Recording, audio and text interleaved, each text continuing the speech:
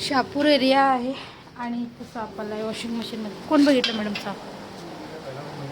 तुम्ही बघितला? कसं दिसलं ते?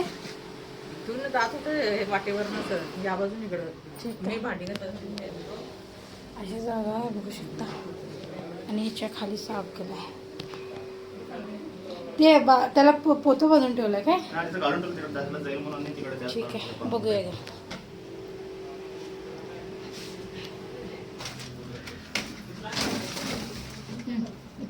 हाय हाय. जरासं साप इथं आहे बघू शकता कसा बसलाय. आणि नाग आहे मित्रांनो.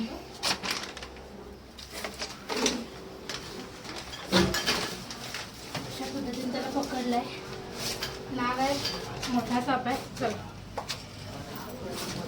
नाग आहे, नाग नाग आहे.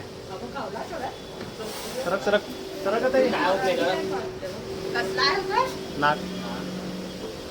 सांगतो सगळ्या माहिती सांगतो सगळं. नाग आहे, अंदाजे 4-4.5 वर्षाचा हा नाग आहे. कसा बसलेला बघितला. दुर्घटना घडू शकली असती, चुकून हात पाय पडला तर. दिसला चांगली गोष्ट आहे, कारण तिथं महिला काम वगैरे करतात आणि दिसला चांगली गोष्ट आहे, कारण चुकून हात पाय पडला तर चावू शकते साप.